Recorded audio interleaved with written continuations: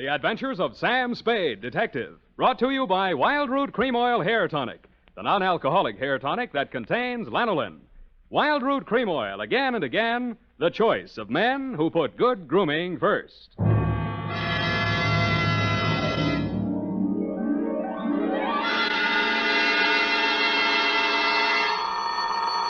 Sam Spade Detective Agency. Me, sweetheart. Sam, how did it go? It was the end, Effie, but the end. Oh, Sam, not another one of those society things. Depends on what you mean by society. Well, you know, Sam, cafe society. Cocktails for two, hands across the table, making another old-fashioned, please. Let's not lose our head, Effie.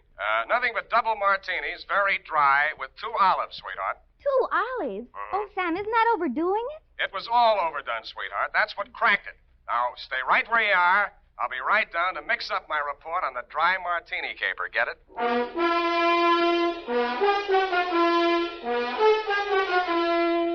Dashiell Hammett, America's leading detective fiction writer and creator of Sam Spade, the hard-boiled private eye, and William Spear, radio's outstanding producer-director of mystery and crime drama, join their talents to make your hair stand on end with the adventures of Sam Spade.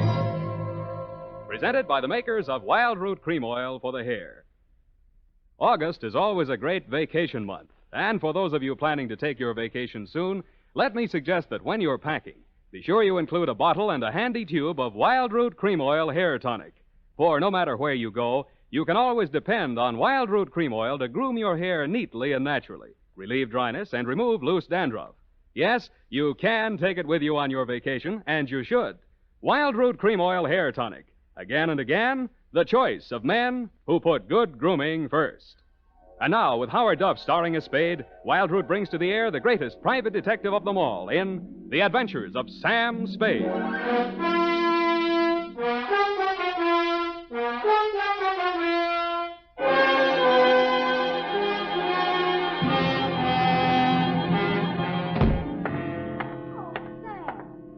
Sober as an owl. Wise as an owl, sober as a judge, F. Oh. Well, the way you talked on the phone, I thought you drowned the shamrock, kissed the Black Betty, spliced the main brace, decorated the mahogany, made a Dutch bargain, or, in a word, gone to give a Chinaman a music lesson. Effie, I wish you'd spend more time with Harper's Bazaar while I'm gone and less with the thesaurus of slang. Ah. Didn't know I could say that. Are you sober?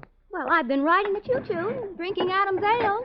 And if you don't believe it, just ask me to walk a chalk. Okay, heelsy-toesy, arms akimbo, eyes glazed. Yes, Sam. Now then, tip of the forefinger to the tip of the nose. Oh, Sam, it makes me dizzy. Dizzy Gillespie? Dizzy go... Oh, Sam. Exactly. And you are not sewn up, shagged, shellacked, chickered, stuccoed, tap-shackled, stiffo, or real crazy. Well, you know best, Sam. Good. Now try this one. Yes, Prez. Sitting posture, limbs cruciform. What? Cheesecake style. Oh, Sam. That's it. Now place the notebook. Just a little higher. Good. Now apply the tip of the pencil to the top of the fool's cap and proceed viz. Viz. Date. August 1st, 1948. To Mrs. Netta Martini, 1000 Marina Boulevard, San Francisco. From Samuel Spade, license number 127596. Subject, Dear Netta. The first I knew of the caper was day before yesterday morning when I saw your husband's picture in the paper. It was one of those lovingly retouched executive-type photographs of a man in his late 40s or early 50s, graying at the temples and wearing an embalmed man of distinction look. The story was headlined, Corporation Head Waylaid by Mysterious Assailant.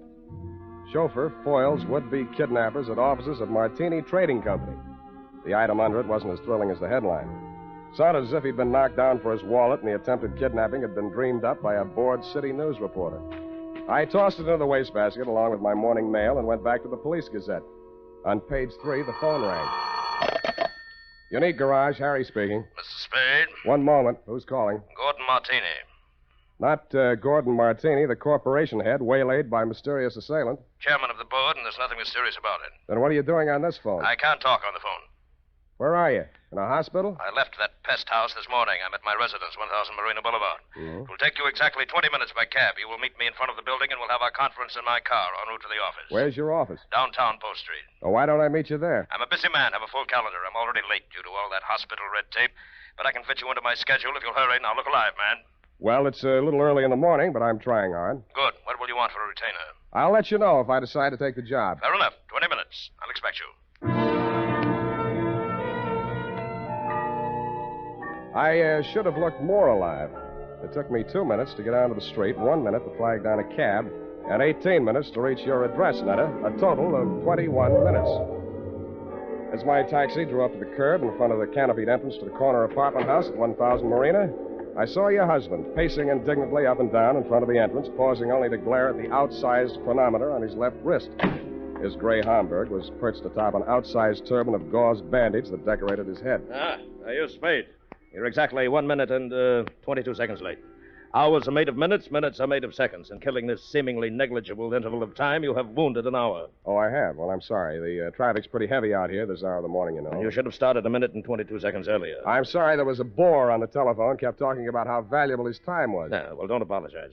Only waste more time. Now, here's your check, $100. My car's just around the corner. I paid that chauffeur a large salary. We mustn't keep him waiting. In the meantime, you may as well start earning your fee. I've been earning it for the past 22 minutes and 22 seconds. Wait. I suspected as much. Do you drive a car? Yeah, you mean one man drives all that? I see him, that rascally chauffeur of mine. Sleep in the back seat. All right, come out of there, you. Hey, watch it!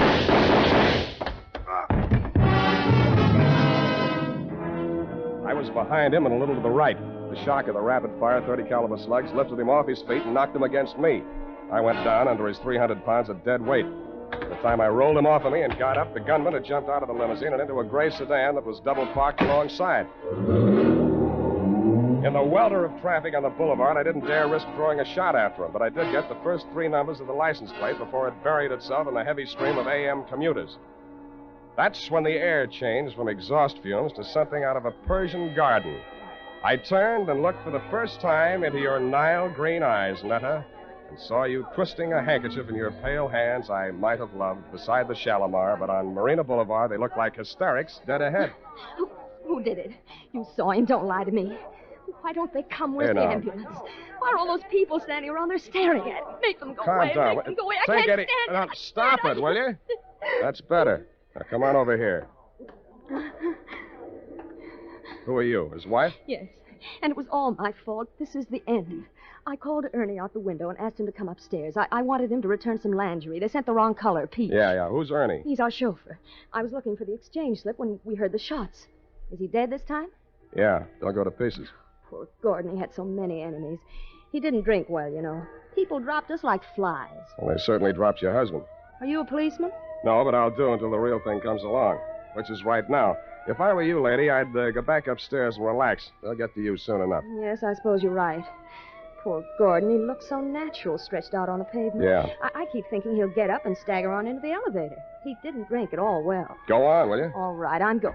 Oh, Ernie, where did you go? Down at the garage. I heard a car driving. Poor Mr. Martini. It's all my Oh, fault. no, Ernie, it's mine if I only hadn't mislaid that exchange slip. What? You know, when I called you out the window to come and get that package. Oh, that. What do we got here? Who's the witness? Me. Oh, Spade. Lost another client, huh? Not quite. I hadn't cashed the check yet. Well, they got him anyway. All right, clear a space in there. Let him through with that stretcher. Step over here out of the crowd, Sam. I want to get that statement. Yeah. Okay, Gary, take it down. Got a pencil? Yeah, and I want it back. Let's have it. This guy is Gordon Martini. Mm-hmm. He headed up a local firm, the Martini Trading Company. Yeah. Last night he was working late at his office. Got boinged. All right. Phoned me this morning. Didn't know why. Thought maybe he wanted a bodyguard. Anyway, he needed one. Mm-hmm. Gunman was crouched in the back seat of the limousine, shoved the carbine out when Martini opened the door. Carbine, huh? Didn't get a good look at him. You could see why, the way it's closed in, no side windows. Foreign car, isn't it? Stop drooling. You can't afford one. You getting all this? What about the getaway? Martini fell on top of me. I saw the getaway car on the back of his head. Yeah. The car was a gray sedan. The back of his head was a standard make, too. Only got the first 3 digits of license plate, 5D9. 5D9. Anything else? Yeah, give me back my pencil. The homicide boys want some help. They know my fee. Mr. Spade. This is Martini. Why aren't you and Ernie upstairs getting your alibis shaped up? Oh, please, I can't face the questions just yet. Would it be legal if I just avoided them till I can collect myself? I don't know about legal, but it might be smart. Where can we talk? What do you suggest? Well, there's a little cocktail lounge up on Lombard where Ernie and I all... it's just around the corner. Very handy. Let's go.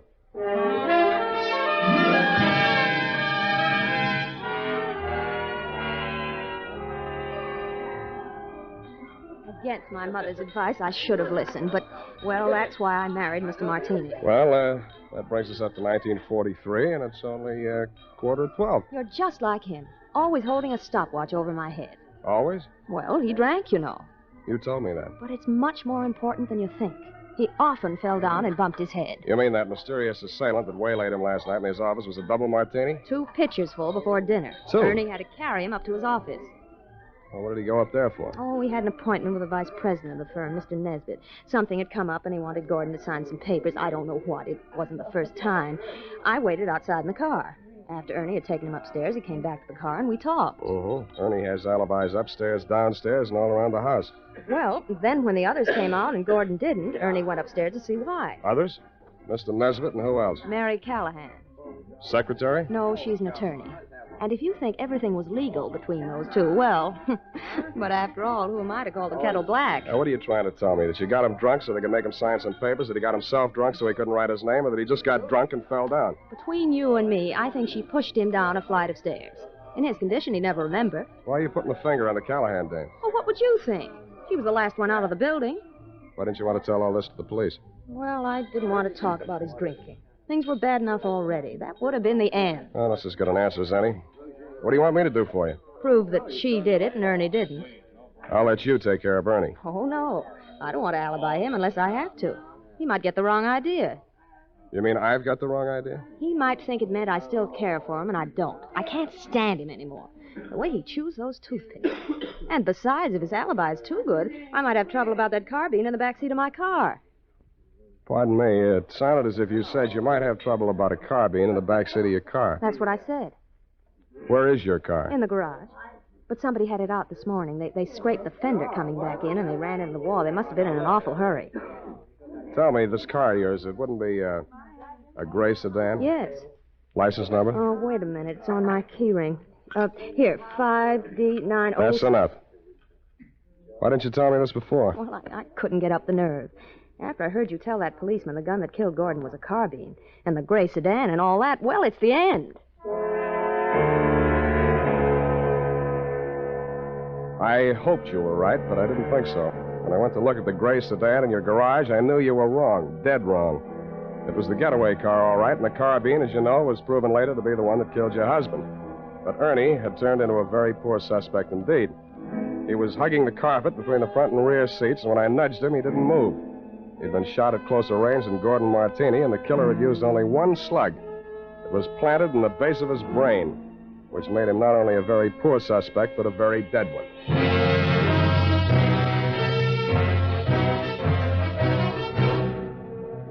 The makers of Wild Root Cream Oil are presenting the weekly Sunday adventure of Dashiell Hammett's famous private detective, Sam Spade.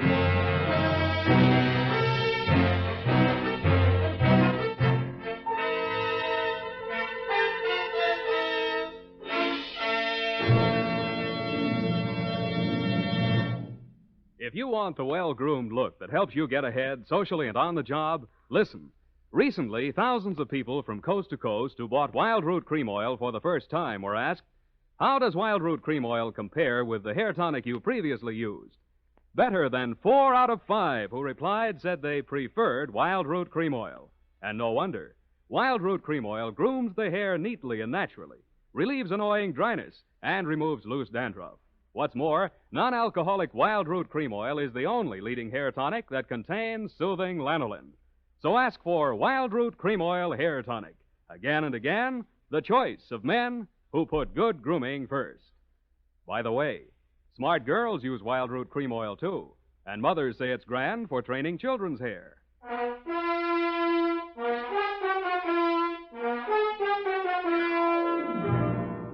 And now, back to the Dry Martini Caper. Tonight's adventure with Sam Spade.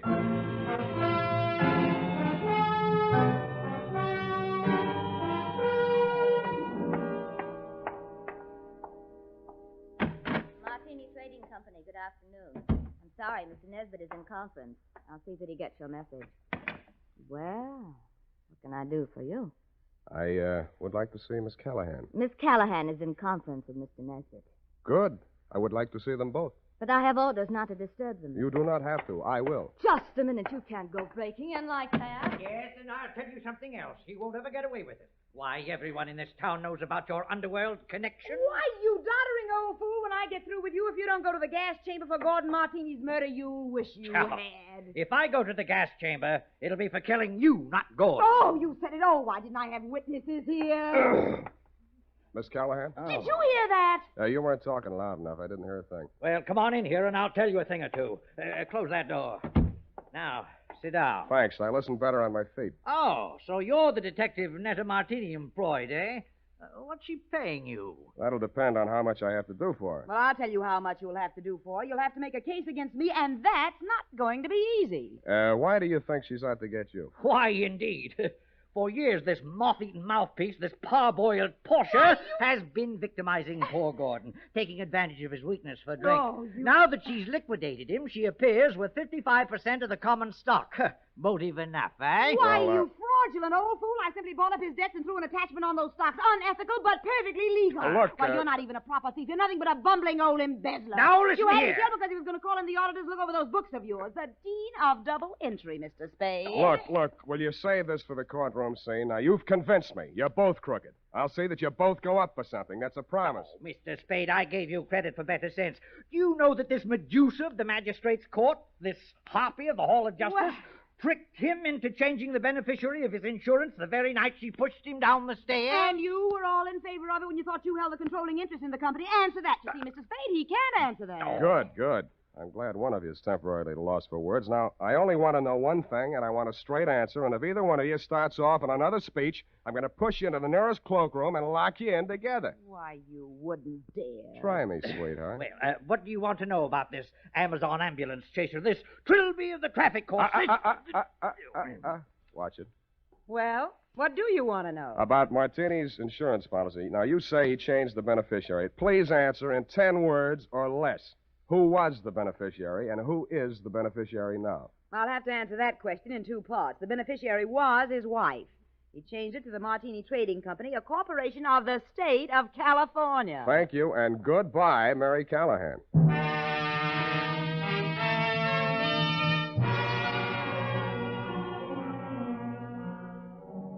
And that Netta took the heat off of you for the time being, which made things tough for me, because Callahan and Nesbitt were so horrible I never wanted to see them again, even to testify against them in court. I was sure of one thing. None of you had pulled the trigger of that carbine. There'd been a hired killer behind it, and the way he operated, taking crazy chances in broad daylight in a crowded street, told me an important thing about him. That night, I made the rounds of the joints. At a plant called the Bing Room, I found a bouncer who'd tossed out a customer that'd run up a bill and tried to pay it with a $1,000 check. He sent me to the Atlas Hotel.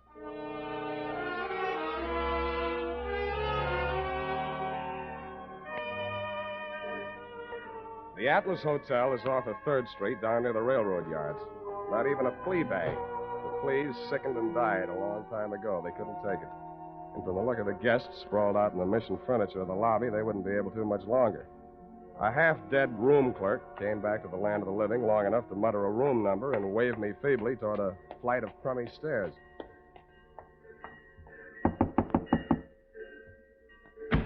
Yeah, what do you want? You, Hack Hartman? Hey, you got anything for me, huh? Yeah, I got news for you. Get back in the room. I'll tell you all about it. Yeah. Well, come on in. Drop the shiv. Yeah, I'll drop it. I'll fix you. I'll cut you good. I'll cut you. I'll cut you. I'm glad you did that. You make it easy for me. Now get over there. Leave me alone. Leave me alone. I'm not feeling so good. You can feel a lot worse. Who hired you to put the burn on Martini? You don't get nothing out of me. Who gave you that check? Oh, leave me alone. I got all night, Hack, and I feel better than you do. Now, what did you do with that check? I'll shake it if your teeth come out with it. Come on. All right. Stop it. I don't feel so good. Okay. Where? Pocket. My shirt. Don't reach. I'll get it. There was a company check, which is what I'd expected. It was for $1,000 drawn on the Golden Gate Trust and Loan. But I wasn't expecting to find the signature on the bottom line. It was signed in a bold, firm hand, Gordon Martini. Who Who was the penman on this? He wrote it himself, right in front of me. What was it supposed to be for? He wanted I should knock off his brother. You get mixed up? Well, he's dead, ain't he? That's what I mean. Gordon Martini's dead. The papers got it wrong. That was his brother, his twin brother. And that other guy, that chauffeur, kept hanging around the garage so I couldn't get out. I had to burn him, too. You know what you're saying? Yeah. I'm making sense. Now get out of here. I'm getting steamed. Don't let it worry you. I got a nice, cool place all picked out for you.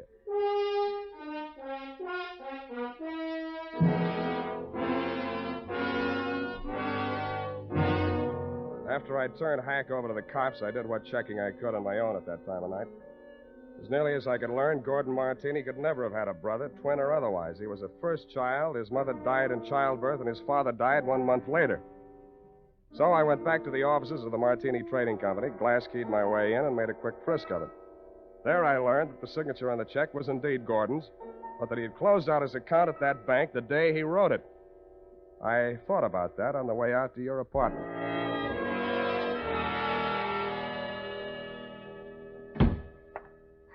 Sam, I've been calling and calling, trying to reach you. I've been so worried. It's the end. This time you might be right. Fix me a drink. Well, there's nothing in the house but those prepared martinis Gordon used to drink. Is that all right? No, but fix me one anyway. Never mind the ice. It's not morning yet, but I hate myself already. Why don't you just relax and let me get it for you? I'll relax. You get the martinis. What happened? What'd you think of Mary Callahan? Isn't she the end? She's cute. You're all cute. All of me? How nice. I put ice in anyway. It's nasty without. It's nasty anyway. I hope it doesn't make you fall down the way it did poor Gordon. Thanks.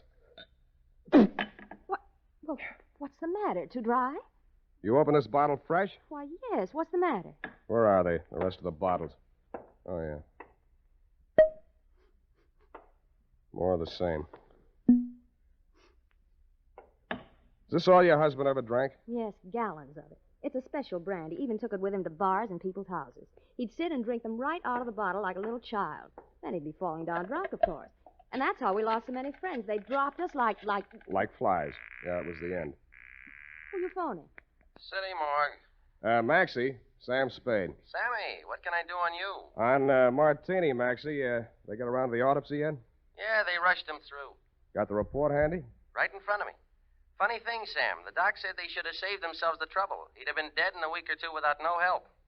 What from? Brain tumor. Malignant, it says here. Any alcohol in him? None from drinking, Sammy. What about the head wounds? Accidental fall due to periodic fainting spells. Part of his condition. Thanks, Maxie. Well, what is it, Sam? Were the martinis poisoned? No, sweetheart.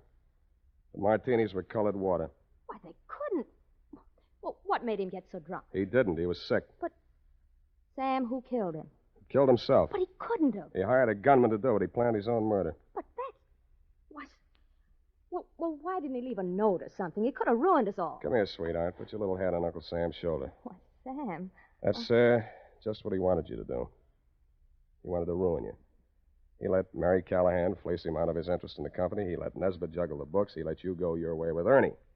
He let all three of you fix yourselves up with as nice a set of motives for murder as a jury could ask for. Oh, it couldn't have... The real joker was the check he used to pay off the man he hired to kill him. It bounced. It also proved he'd planned his own murder. But he still has his revenge. Because the insurance that would have kept the corporation from going broke won't be paid off on account of the self-liquidating cause. Oh, Sam, darling, what's going to become of us all? Well, Callahan and Nesbitt will probably sue each other to death. You might have to go to work and earn a living. Well, I have $500. I might invest it in something. You already have. Here's my bill. But, Sam, you didn't help me. What? This is the end. No, it isn't, sweetheart. This is the beginning. Come here.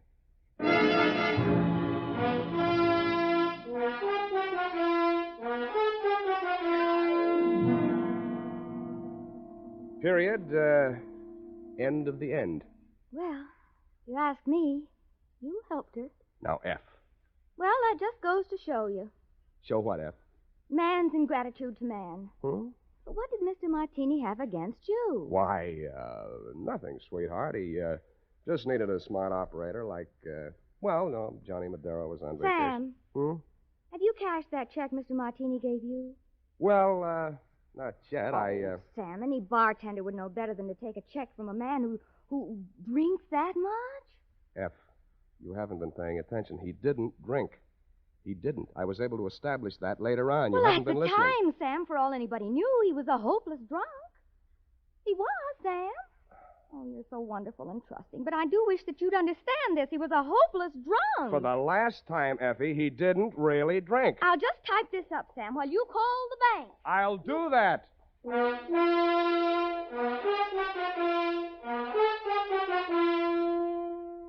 A final reminder, friends. Whether you're going on a long vacation trip or just a weekend to the beach, be sure you've got a bottle and tube of Wild Root Cream Oil tucked away in your suitcase. Do this, and you'll find it's easy and quick to spruce up again after stepping out of the water or off the tennis court. For no matter where or when you use it, Wild Root Cream Oil grooms your hair neatly and naturally, relieves dryness, removes loose dandruff. So at home and away from home, help yourself to handsome hair with Wild Root Cream Oil. And next time you have a chance, ask your barber for a professional application of Wild Root Cream Oil Hair Tonic. Again and again, the choice of men who put good grooming first.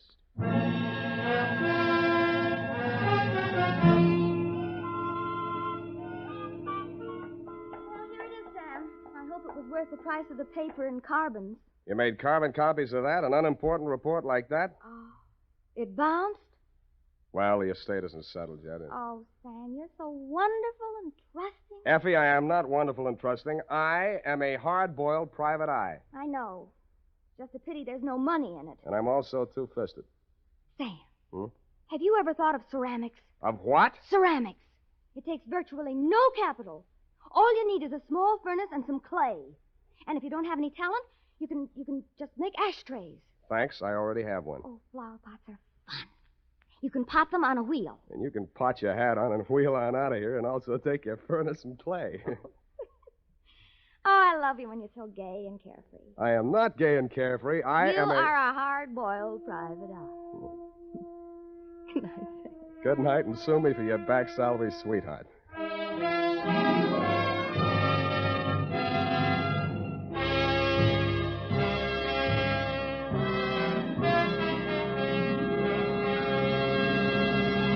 The Adventures of Sam Spade, Dashiell Hammett's famous private detective, are produced and directed by William Spear. Sam Spade is played by Howard Duff. Lorene Tuttle is Effie.